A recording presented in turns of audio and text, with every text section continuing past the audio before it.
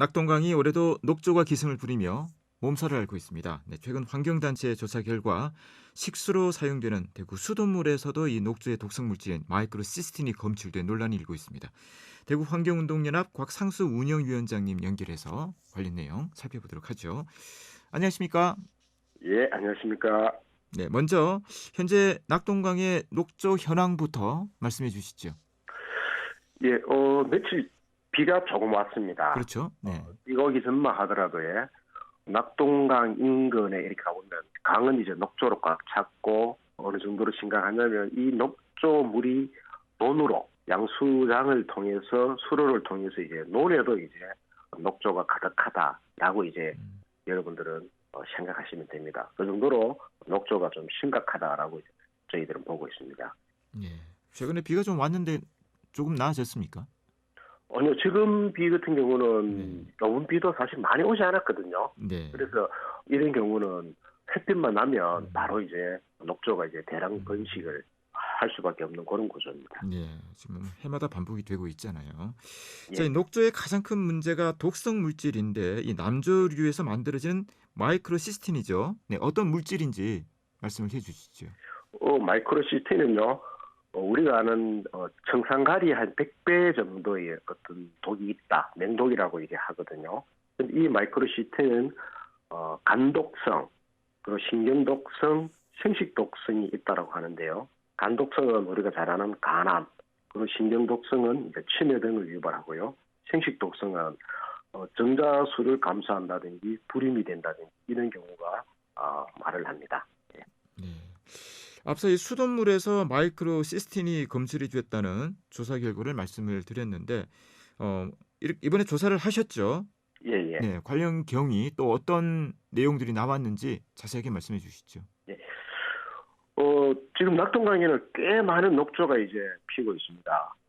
저희들은 이제 녹조가 심각하다라고 보고 있는데, 대구시나 환경부에서는 수돗물에서는 녹조독이 네. 100% 제거되기 때문에 안전하다라고 이제 장담을 해요.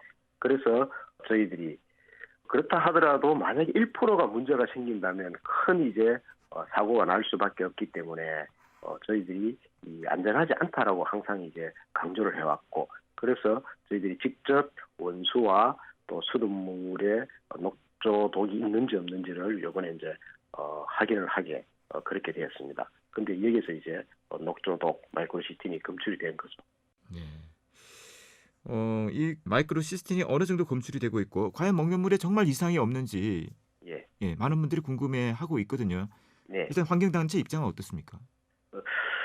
최근 이제 그 보도된 이제 그리고 저희들이 이제 조사한 이제 대구시의 수돗물 같은 경우는요.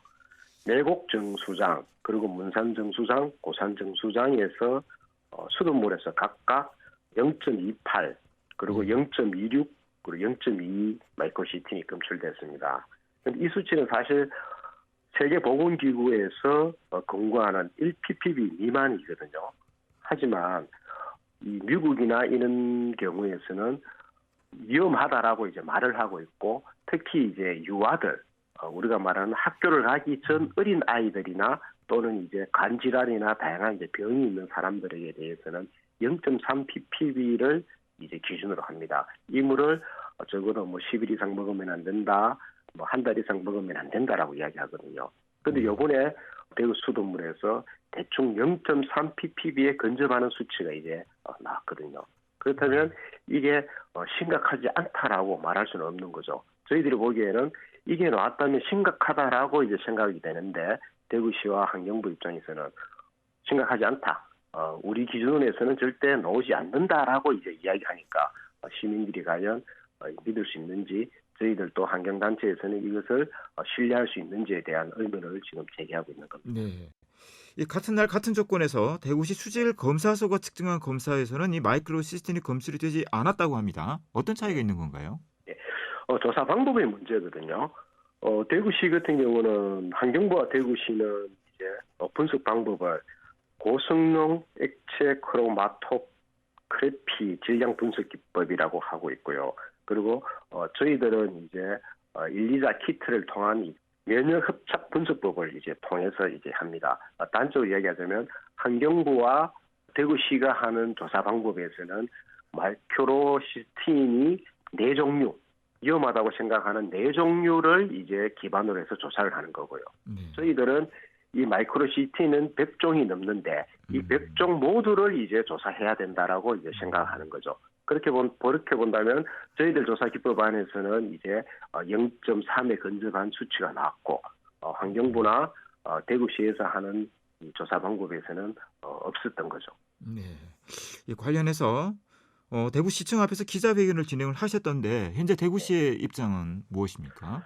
대구시 입장에서는 뭐 아니다. 뭐 우리가 조사한 방법대로 녹조독은 없다라고 이야기를 하는 거고요. 그리고 이제 전번 처음에 보도했을 때는 보경대에서 했던 이 분석 방법에 문제가 있다라고 이야기를 했는데 결국 이제 대구시 입장도 이 환경부에 이 분석 또한 이제 요구를 하는 거죠.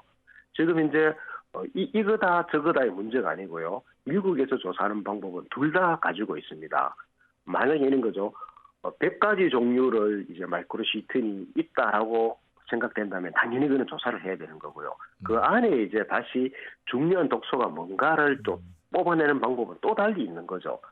둘 다 이렇게 조사를 해야 되는 게 합리적 방법인데 우리 환경부나 대구시 입장에서는 이것은 옳다, 저것은 아니다라고 이제 논쟁만 하는 거죠. 오히려 이 논쟁이 중요한 게 아니고 어떻게 되든 간에 우리가 먹는 수돗물에서 마이크로시스틴이 검출됐다라는 그 사실이 사실 더 중요한 거거든요. 그렇게 된다면 대구시 입장에서는 문제가 있다라고 한다면 어떠한 처방, 시민들에게 어떤 주의를 주고 자기가 할 수 있는 모든 조치를 다 취해야 되는데 없다라고 해버리면 대구시 입장에서는 아무것도 안 하겠다는 소리잖아요. 여기에 대해서 저희들이 이제 계속 문제를 제기하고 기자회견을 했던 겁니다. 네. 자, 전하실 말씀 간단하게 듣도록 하겠습니다. 지금 녹조는 꽤 많이 이제 우리가 뭐 대발생 정도로 이렇게 보고 녹조가 이제 낙동강에 꽉 차 있습니다. 그렇다면 이 녹조에 독이 있다는 것은 이제 누구나 아는 거죠. 그렇다면 이 물을 가지고 수돗물로도 쓰고 이제 농업용수도 씁니다. 그런데 굳이 이렇게 위험한 것을 강에 놔둘 필요가 없지 않습니까? 가장 좋은 방법은 이 물을 이제 보문을 열어가지고 물을 흐르게 하면 되는데 왜 보문을 열고 물을 흐르게 하는 가장 간단한 방법을 쓰지 않고 왜 이런 논쟁을 하고 추구로 이제 녹조가 가득한 강물을 가두는 이유를 저희들은 모르겠습니다. 네. 예, 알겠습니다. 네, 말씀 여기까지 듣죠. 고맙습니다.